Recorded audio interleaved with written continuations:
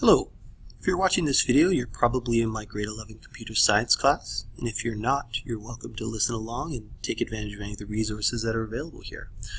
Always looking for feedback, and please don't hesitate to throw a comment in here. So, this first presentation is going to be the first in a set of PowerPoint presentations that are specifically associated with the ICS3U course. And with that in mind, let's dive in. So, Introduction to Computer Science, a primer to our year. So, the first thing is, why have you joined us? And if I went around the class right now and asked you to tell me why, I bet you 90% of you would say you joined this class to make video games. And that's great, and there's a lot of amazing opportunities for video game development. But learning how to program is really important for things like designing web pages, studying computer science at a higher level, and maybe you just like mathematics. There's always, it just seemed like fun and my parents made me, which somehow fit into this Venn diagram, but that's a different discussion. So the thing is that each of these skills, each of these areas have unique skills. So if you did go into video game development versus web page development, there are unique programming techniques you're going to be exposed to and have to develop. Each of these areas have crossover, so there's common things you're going to need to learn if you decide to be a video game developer or study computer science. And there's the other crossover, and that's just a little Venn diagram stuff. And then all of these areas of interest have core skills, and really that's what we're interested in this course. We're interested in developing those core skills that are going to allow you to kind of branch off into any of these areas and then develop the techniques that are important for that specific area of work. So our course outline, we can think of our course as broken out into 3 sections. So the first part is core programming principles using Python. And we're specifically going to be exploring the basics of programming using Python 3. It's important to note that Python 2 and Python 3 are different. I won't get into the difference at this point, but they are different. What I really want to stress is I've chosen Python simply because it's a very commonly used language. There's a lot of resources out there online. It's really easy to do some really interesting things quickly. But what we're really going to be focusing on is the underlying principles, in the hopes that you can take what you've learned and transfer it to any language, because that's what you have to do as a good programmer.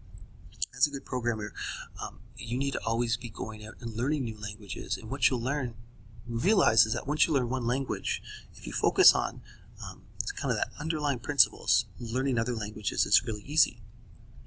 The second part of the course, we're going to look at hardware basics, and we're going to use an Arduino. So through this, we're going to do a number of small, little, simpler hardware projects. We're going to explore some basic circuit design, hopefully talk about some cross-curricular stuff in other areas, and we will be exploring a second language and reapplying those learned skills from the first section. And then finally, we're going to delve back into programming and look at some next steps. So in this section, we're going to be expanding on our programming concepts, looking at some data structures. And if you have a specific interest in hardware here or a specific interest in some area, hopefully you'll be able to kind of focus your development along those lines. I will say, if you are considering taking the ICS3U course, this is a good time to start exploring Java, because currently we actually, in that course, do the AP Computer Science, the CSA, Computer Science A exam, which is based in Java. So here's how our course kind of looks. In our course, we have exercises, and exercises are based on completion. I don't need you to impress me, and if you do want to extend on it, you're going to make a second version of that. There are no due dates with exercises. There are general guidelines of when you should have it in, but it's not, this is due on Thursday. And there's a completion chart, so when you finish your exercise, you're going to put it in your OneNote and fill out some information, and that's really important. The next thing we have are tests. There will always be a practice test released. I think that's really important. It's something we can do, especially to model some university experiences. I remember I didn't realize that they had old tests and exams to study from until after my first set of exams in university, and that was an epiphany. And I think it's an important skill to understand how to study from old tests and exams. There will be an opportunity to improve on your test score, but please don't think that's a retest. And the key thing is whenever you do a test, regardless of how you do, you always want to make your corrections. We have problems in labs.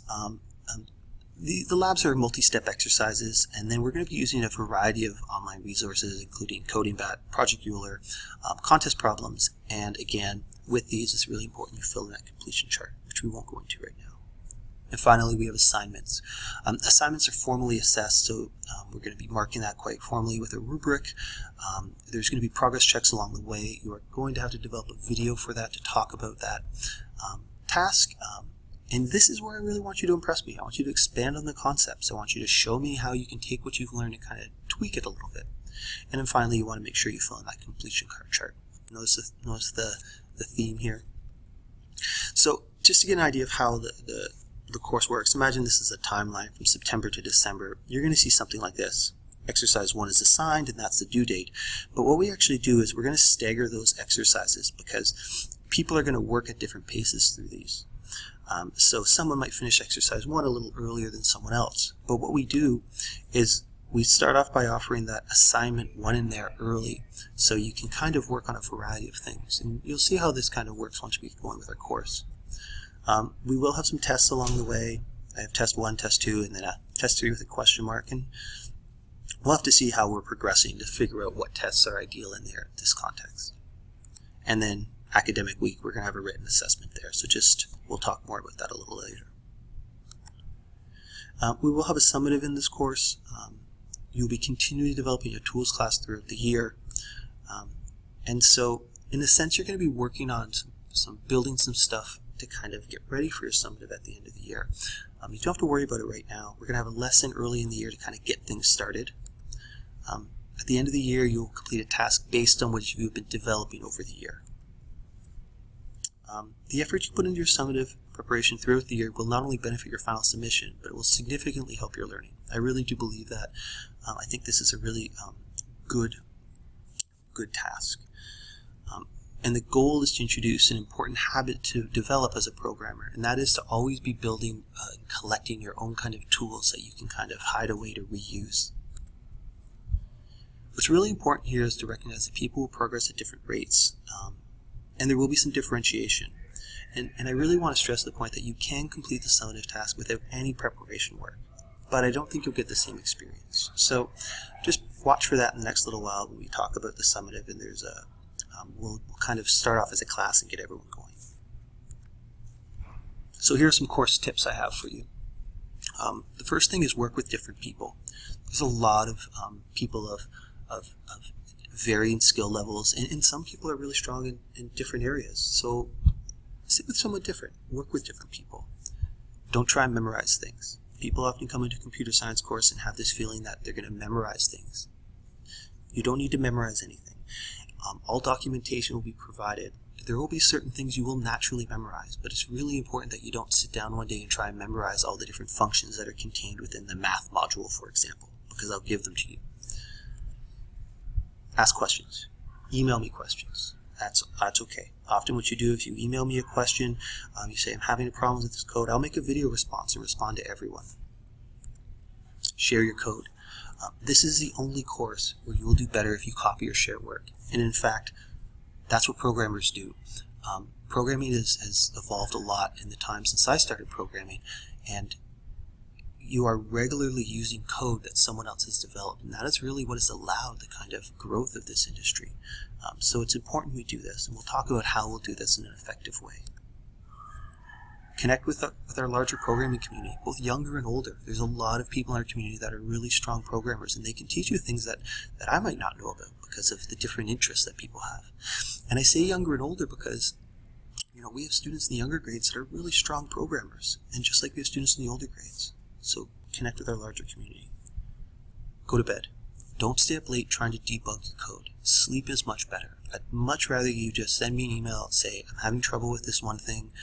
Go to sleep, because there's a good chance that it's some small little error that I can probably catch for you, or your friend can catch for you really quickly. This course is designed such that there isn't that high stakes, this is due the next day, and if I don't get it in. And if you are in that situation, that's probably a different discussion we want to have. go to bed. And finally, don't be intimidated by the stuff that people already know. There are people in this course that have been programming for a while and they're great. And that's wonderful. And sometimes people initially will see this and get really intimidated by it. Don't worry. Everyone kind of catches up to a common point. And I'd like to illustrate this with this little graph here. If you look along the x-axis, we have time, and the y-axis we have knowledge. Student 1 starts here with a little more knowledge, but notice they kind of plateau. But student 2, who's brand new to programming, very quickly hits that point of intersection. What happens on the other side of that point of intersection depends on many things. Obviously, that's not always the case, but what I want to stress is, if you're coming to this course and you have no experience and the person next to you seems to have a wealth of knowledge, don't let that intimidate you. You'll pick this up, and I have full confidence you'll do great. So, if you have any questions, please don't hesitate to catch me in class or post online. And again, thanks for taking time to watch. Have a wonderful day.